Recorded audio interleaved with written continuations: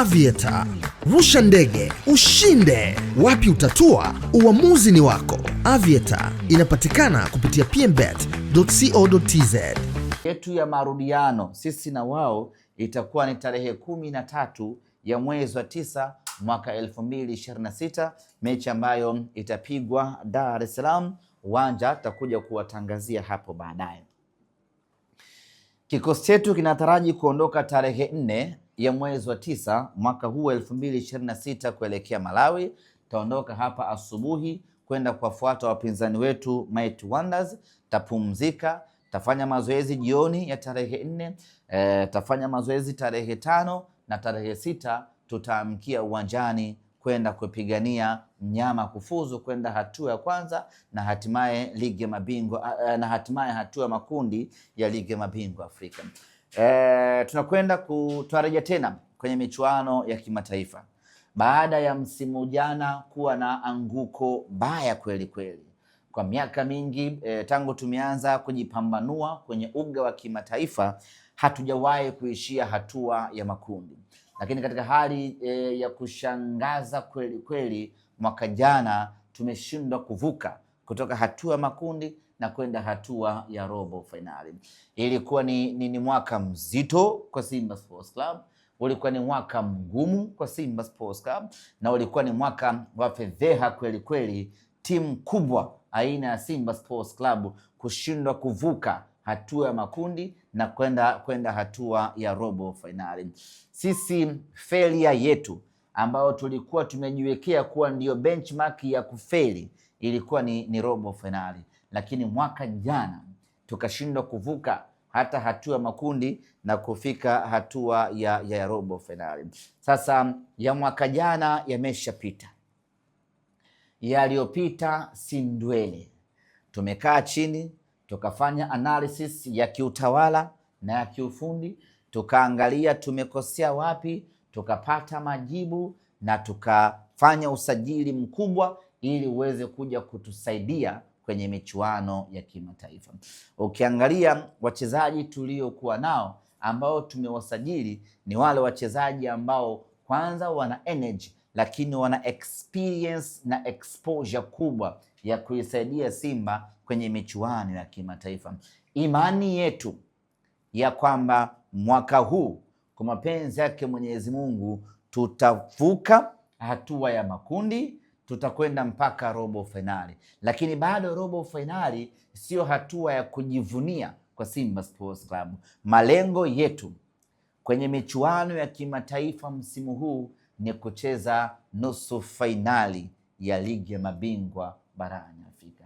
Haya ndiyo malengo yetu na tunamuomba Mwenyezi Mungu atujalie tuweze kuyatimiza malengo haya ya kufika hatua ya nusu finali. Na kila tukitazama timu yetu, kila tukiwaangalia wachezaji wetu, unaiona Simba hiyo ambayo inakwenda kutimiza haya malengo na kukata kiu ya mashabiki kwa kufika hatua ya nusu finali. Kikosi kinaondoka tarehe 4 ya mwezi wa 9 kama ambavyo nimesema, lakini kwa kuwa tunakwenda Malawi, tumeandaa vile vile safari ya mashabiki ambao tutasafiri kwa njia ya basi kuelekea Malawi. Hii itakuwa ni mara ya pili tunasafiri kuelekea Malawi. Tumeshawahi kusafiri tukaenda kucheza na Nyasa Big Bullets kama mnakumbuka, lakini vile vile tumeshawahi kusafiri kwenda Zambia kwa kutumia usafiri wa basi. Tumewahi kusafiri kwenda Uganda kwa kutumia usafiri wa basi. Hizi ni rekodi za miaka ya hivi karibuni. Kwa hiyo safari hii tunakwenda kucheza na Mighty Wonders ambao ni mabingwa Malawi. Tukasema tusiache timu iende peke yao na tusiwaache wachezaji waende peke yao. Tuambatane na mashabiki watakao kuwa tayari kwenda kuipambania Simba huko, kwenda kuiteka Malawi na kwenda kufanya balaa kubwa.